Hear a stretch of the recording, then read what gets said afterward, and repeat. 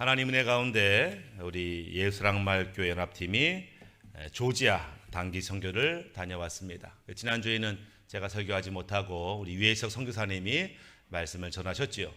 저도 이제 5시간 차이가 나는데, 그래서 여기서 예배 드릴 때 저도 새벽에 일어나서 영상으로 예배를 드렸는데 은혜스러운 말씀이었다 생각되어집니다. 조지아는 기독교 국가라고 이제 알려졌습니다. 근데 기독교 국가 안에 이슬람 사람들이 모여 살아요. 그래서 한 30만 명 모여 살기 때문에 그 조지아 국가 안에 있는 이슬람 사람들을 우리가 전도하러 가게 됐습니다. 한 마을을 가게 됐는데, 우리가 이 마을에서 가장 높은 곳에서 예배하고 기도하자. 그래서 그 마을에서 가장 높은 산으로 올라가게 됐습니다.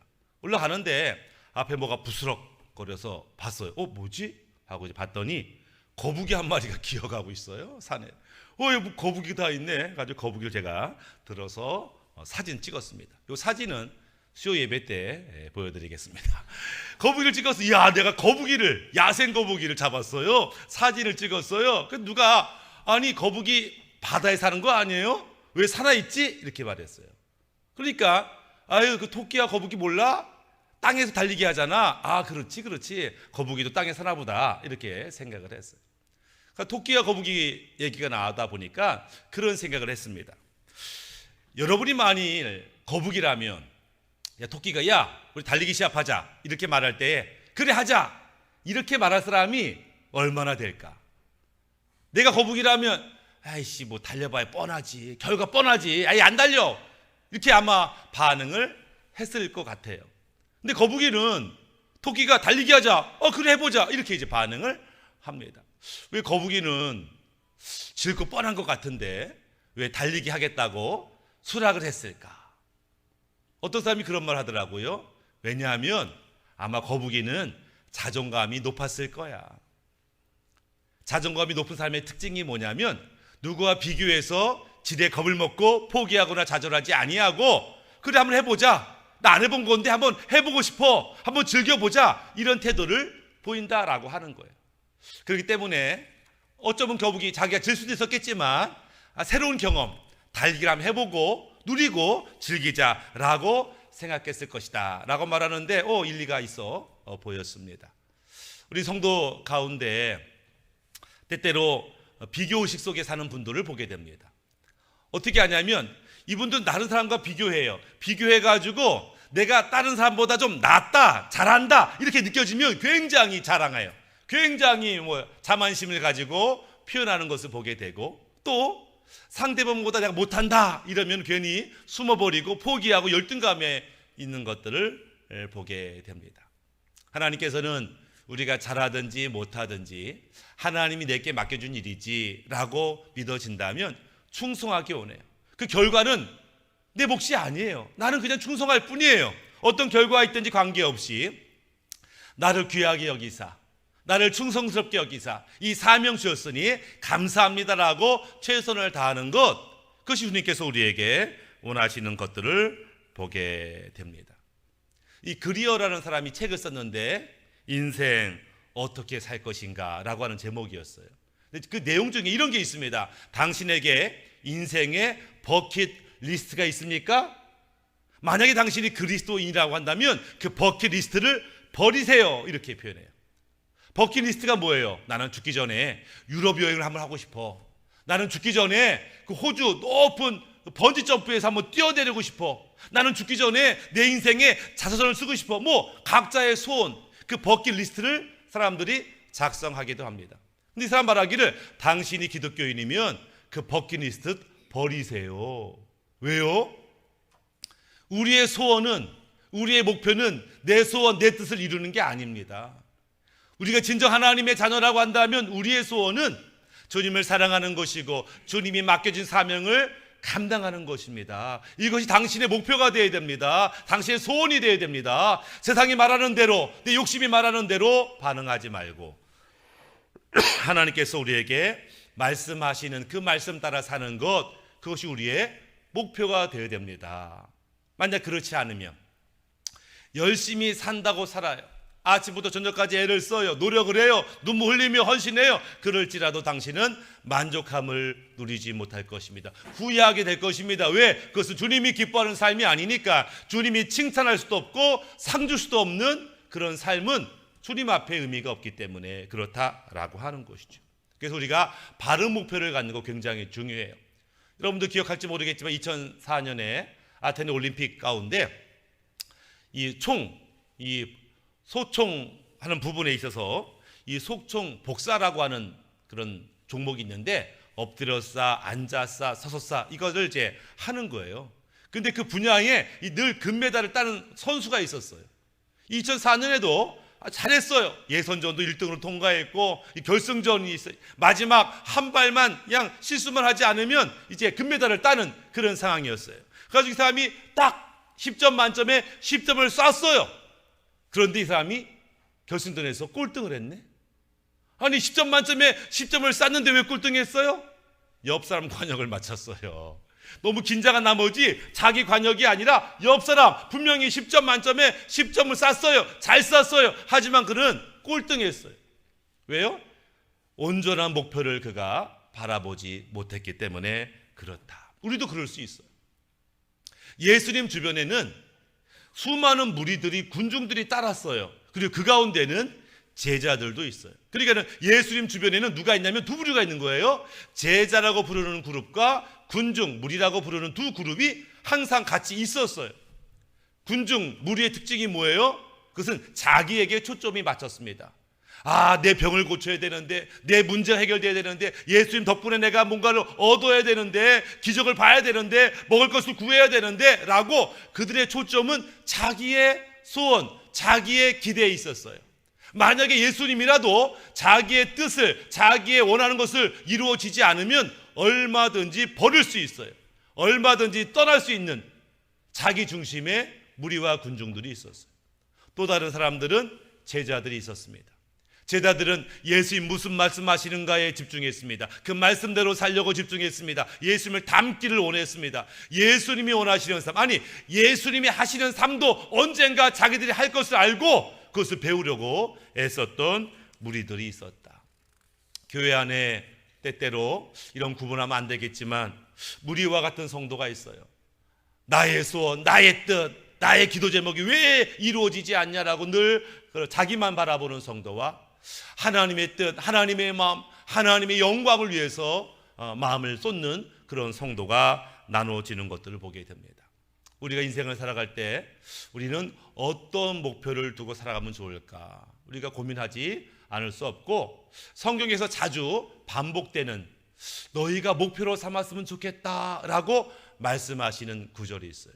오늘 본문의 말씀이죠. 고린도전서 13장 13절. 그런즉 믿음, 소망, 사랑이 세 가지는 항상 있을 것인데 그 중에 제일은 사랑이라. 믿음, 소망, 사랑은 성도들이 가져야 할 덕목이라고도 볼 수 있고, 그러나 이 믿음, 소망, 사랑은 구원의 과정이라고 볼 수 있어요. 변화의 과정이라고도 볼 수 있습니다. 구원의 과정의 출발은 당연히 믿음에서 출발합니다. 주 예수를 믿으라. 그리하면 너와 내 가정이 구원을 얻으리라. 이 믿음은 구원의 출발이 되게 됩니다. 믿는다는 것은 예수님을 영접한다는 거예요. 예수 생명을 얻는다는 거예요. 그러면 전혀 새로운 존재가 되는 거죠. 어둠의 백성에서 이제 하나님의 자녀가 되고, 그러니까 전혀 새로운 존재로 변해되어 새로운 인생을 살게 되는 그 출발은 믿음에서 시작됩니다. 믿음은 존재를 바꾸는 거예요. 믿음이 있다라고 하는 것은 이제 존재가 바뀌었다 이런 뜻이죠. 그러나 이 믿음은 존재만 바꾸는 것이 아니라 우리를 능력 있게 합니다. 그래서 성경에 표현할 때 믿음의 역사 이런 표현을 씁니다. 믿음은 역사하는 능력이 있다. 믿음으로 기도하면 귀신이 떠나가요. 믿음으로 기도하면 응답이 돼요. 믿음의 역사, 기적을 일으키는 그 은혜가 믿음을 가질 때 있어요. 그러니까는 신앙생활에 있어서 가장 첫 출발은 믿음이 있냐 없냐 이게 중요합니다. 너 믿음의 능력이 있어 없어 이게 중요합니다. 너 변화됐어 안 됐어 이게 중요하죠. 이게 출발점입니다. 근데 이 전부가 아니라 그 다음 단계가 있는데 소망이라고 하는 거예요. 소망은 보통 인내라 이렇게 표현합니다. 무엇에 대한 소망? 천국에 대한 소망이 있을 때 비로소 우리는 거룩하게 살 수가 있어요. 천국 소망이 없으면 거룩하게 못 삽니다. 내가 믿음의 능력이 있어요. 근데 내 관심은 천국이 아니고 이 땅이에요. 와, 능력 있겠다. 그럼 이 능력 가지고 이 땅에서 어떻게 살까? 이 능력을 발휘하면서 자기 꿈을 이루면서 자기 뜻을 이루면서 결국은 유혹과 미혹과 욕망에 휩쓸려 넘어지는 경우를 많이 봅니다. 그래서 분명히 믿음이 대단한 사람인데 넘어져요. 실족해요. 유혹에 빠져요. 왜 그래요? 천국 소망이 약하기 때문에요.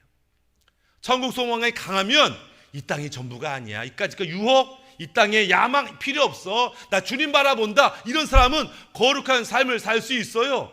근데 이 땅에 소망을 두니까 죄를 짓고 욕심을 부리고 거짓말하고 그 사람들한테 손가락질 받아. 아유, 저런 집사 때문에 교회 가기 싫어. 왜 그래요? 그는 천국 소망이 약하기 때문에 그렇다. 천국 소망이 분명하면 그는 또 인내할 수 있게 됩니다. 어떤 성도는 제가 볼 때 그렇게 큰 문제가 아닌 것 같은데 그 문제 때문에 쉽게 절망하고 낙심하고 억울해하고 분노해합니다. 인내하지 못해요. 인내하지 못하는 진짜 이유는 천국 소망이 약하기 때문에, 지금 보는 이 세상 이 환경이 전부라고 여기기 때문에 지금 어려워요? 죽을 것 같은 거예요. 천국 소망에 있으면 이까짓 어려움 아무것도 아니에요. 장차 얻을 영광에 비하면 이까짓 고난 아무것도 아니다. 이런 고백을 해야 되는데 이 천국 소망이 흐릿하고 이 땅의 성공이 전부다 보니까 인내하지 못하는 것을 보게 됩니다. 끝까지 견디는 자는, 끝까지 인내하는 자는 구원을 얻으리라, 이렇게 말해요. 우리는 믿음과 함께 이 소망을, 천국 소망을 반드시 가져야 하는 거죠. 세 번째 단계는 사랑의 단계입니다. 하나님을 사랑하여 온 마음을 다해 예배하는 태도, 이웃을 사랑하여 기쁨으로 수고하는 태도. 그래서 사랑은 수고라고 하죠. 믿음의 역사, 소망의 인내, 사랑의 수고, 이렇게 표현하잖아요. 그래서 사랑은 수고해요. 근데 기쁨으로 수고해요. 주님의 마음으로 수고해요. 이 사랑은 영원한 가치가 있습니다. 그래서 믿음, 소망, 사랑은 너무너무 중요하지. 근데 제일은 사랑이야. 왠지 아세요? 믿음과 소망은 이 땅에서 필요한 거예요. 사랑은 이 땅에서도 필요하고 천국에서도 필요해요. 천국에 가면 믿음이 필요 없습니다. 아니, 주님을 만나고 그분과 대화하고 엄청난 걸 보는데 무슨 믿음이 필요하겠어요? 이미 천국에 왔는데 무슨 소망이 필요하겠어요? 사랑만 필요한 거예요. 그냥 사랑은 영원한 가치가 있기 때문에 다 귀하지만 사랑이 최고예요. 그리고 우리는 점점점 하나님의 마음을 받고 그 사랑으로 사랑하고 예배하고 섬길 수 있는 존재가 되도록 애쓸 필요가 있다. 그러니까 우리는 첫 번째는 믿음이 자라야 됩니다. 아마 믿음은 처음에는 씨앗처럼 주어지는 것 같아요. 근데 믿음을 키워야 되죠. 작은 믿음이 점점점 커지는 믿음이 돼야 되고, 소망도 마찬가지입니다. 천국 소망이 점점 분명해져야 되죠. 사랑, 주님 닮은 사랑 점점 커질 필요가 있는 것, 그것이 우리의 인생의 목표로 삼는다면 주님이 정말 기뻐하시리라 생각이 되어집니다. 이 목표를 가지고 오늘을 살아가요. 이 목표가 있어요. 아, 믿음, 소망, 사랑을 이루자. 좋습니다. 근데 오늘 나는 어떻게 살아갈 것인가? 우리의 역할을 우리가 고민해 볼 필요가 있다. 전에 교육방송 보는데 그 교육방송에서 그런 말 합니다. 사람은 육식동물일까요? 초식동물일까요? 뭐 그렇게 말해요. 그러면서 결과적으로는 사람은 육식동물이 아니고 초식동물이다. 어떻게 알아요? 했더니 첫 번째, 우리 치아 구조가 초식동물의 치아 구조를 가지고 있다. 또 우리의 위장소장 대장이 초식동물의 위장소장 대장을 가지고 있다. 인간은 초식동물에 가깝다. 이렇게 이제 표현하는 거죠. 원래 초식동물로 만들었는데 인간이 요즘 고기를 많이 먹으니까 문제가 생긴다. 과거에 어떤 질병이 많이 생기는 이유는 초식동물이 육식을 하기 때문이다. 이렇게 표현하는 것을 보게 됩니다. 그러면 치아에 대해서도 얘기합니다. 뭐 전체 완전하게 있으면 우리 치아가 32개가 있는데 앞니가 8개, 어금니가 이 송곳니가 4개, 그리고 이제 어금니가 20개가 있어요. 그런데 이 앞니의 특징은 뭐예요? 자르는 거예요. 절단하는 게 앞니의 특징. 이 송곳니는 찢는 겁니다. 발게발게 찢어서 잘게 만드는 거고, 어금니는 씹고 으깨고 하는 기능이 있어요. 근데 어금니 가장 많죠. 20개. 왜? 원래 초식동물은 계속 많이 오래 씹어야 하니까. 이 씹을 때 이제 우리가 곡물을 먹잖아요. 탄수화물 먹잖아요. 근데 오래 씹으면 탄수화물이 70%가 당으로 바뀌어요. 몸이 흡수할 수 있도록. 근데 그걸 어디서 하냐면 입에서요. 이 침에서 그 효소가 나와가지고 탄수화물 막 잘 씹으면 이게 딱 70%가 당으로 해가지고 몸에 금방 흡수가 돼요. 근데 만약에 너무나 배고팠어요. 짜장면을 한 입에 꿀꺽, 국수를 한 입에 꿀꺽 후루룩 마셨어요. 그러면 얘가 70%가 이제 당으로 안 바뀌었어요. 소화가 안 됐어요. 얘가 위로 가. 근데 문제는 위에는 탄수화물을 분해하는 효소가 없다는 거예요.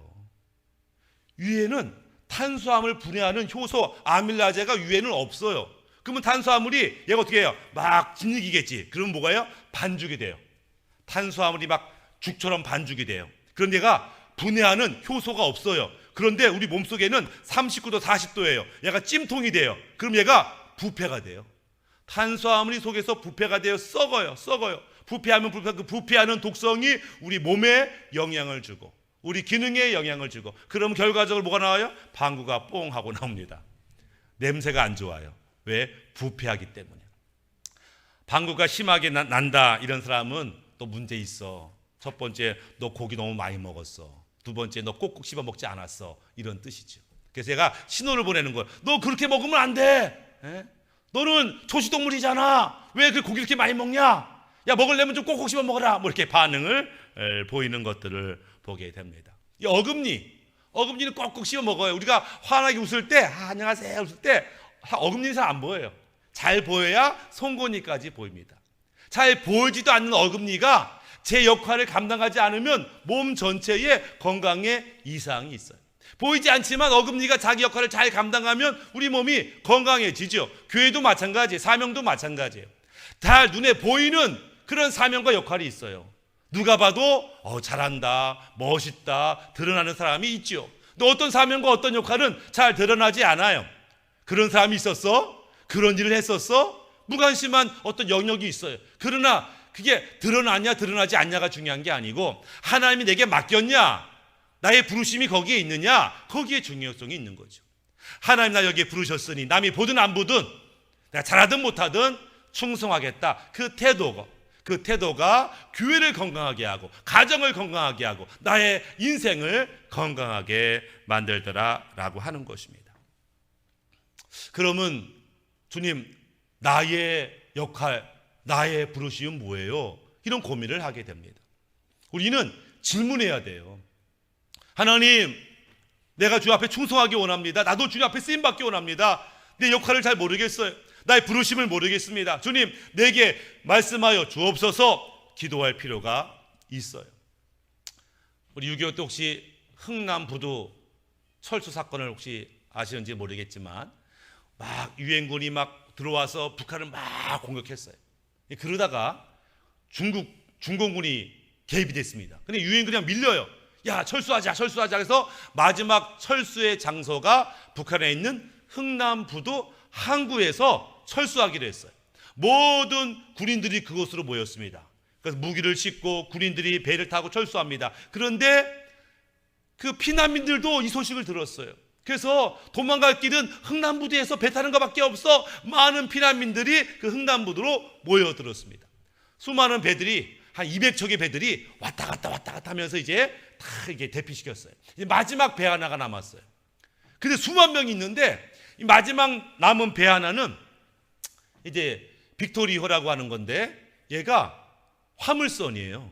화물선인데 한 7,600톤급 화물선인데 정원은 60명, 사람 정원은 60명, 다음에 화물이에요. 그래서 얘가 무기를 실었다고, 원래 무기를 실으러 왔던 화물선이니까. 그래서 사람들이 수만 명이 막 아우성이에요.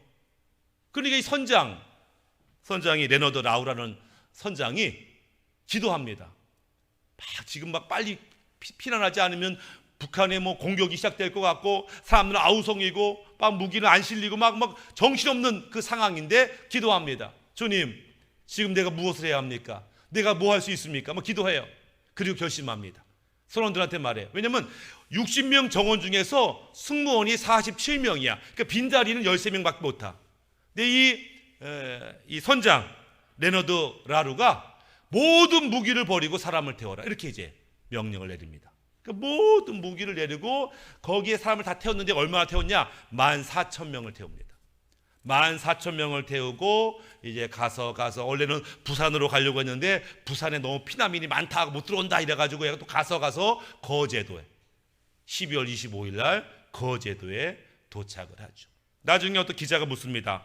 당신은 왜 배에 실던 무기를 다 버리고 왜 사람 피난민을 태웠습니까? 이랬더니 그때 자기가 하나님께 물었다는 거예요. 하나님, 내가 무엇을 해야 됩니까? 하나님이 기쁘신 뜻이 무엇입니까?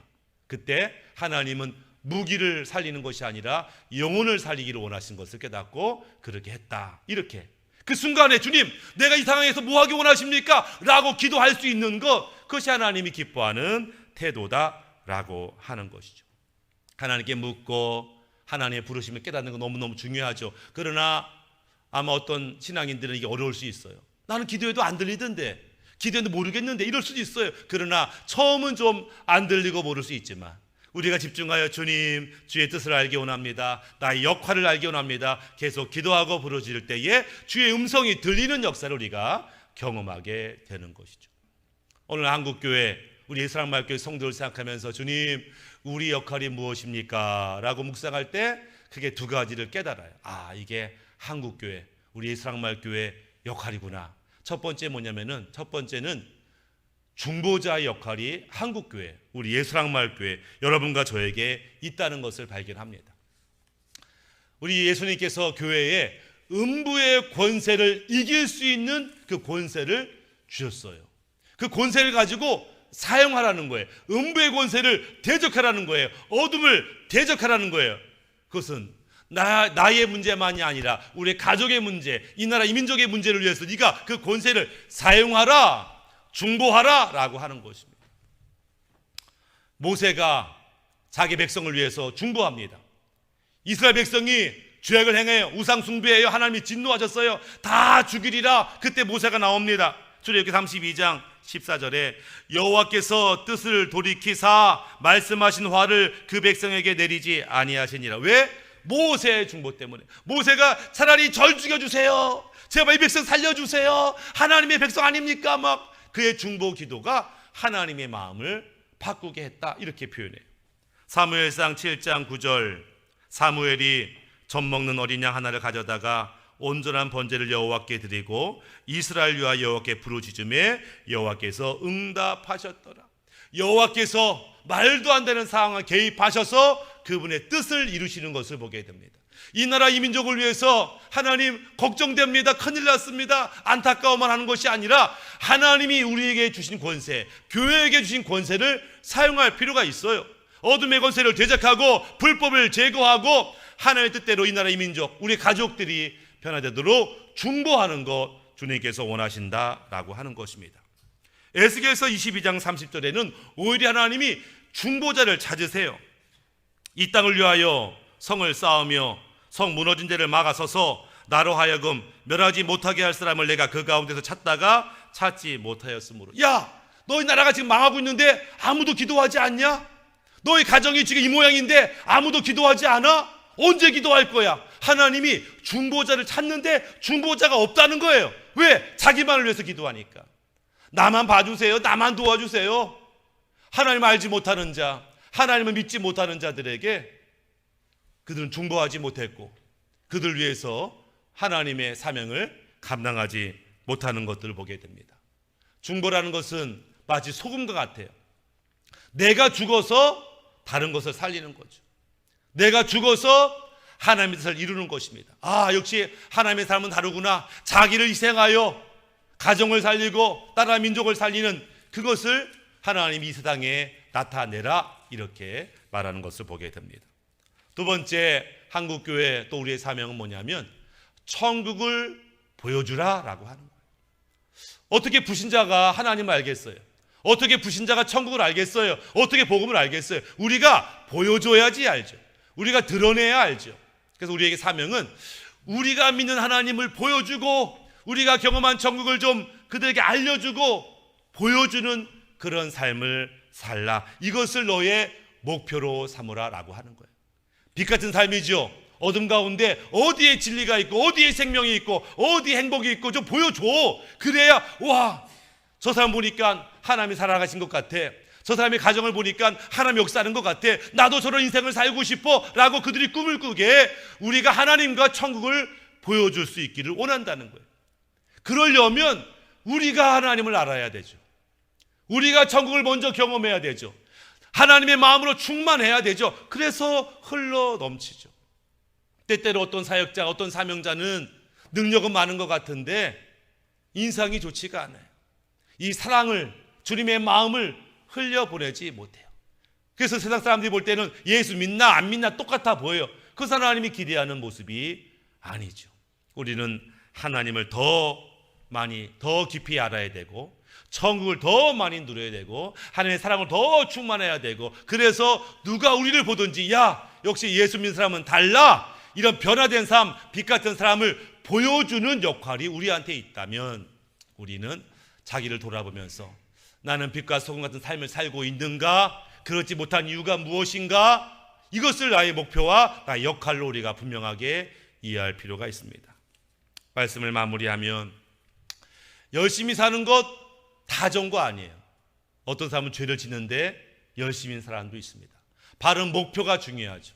나는 하나님이 기뻐하는 그런 목표를 가지고 있는가를 점검해 봐야 됩니다. 난 무엇을 위해서 새벽부터 밤늦게까지 애를 쓰는가? 그것이 하나님이 기뻐하는 믿음과 소망과 사랑을 이루기 위해서인가? 주의 뜻을 이루기 위해서인가? 우리가 점검해 봐야 됩니다.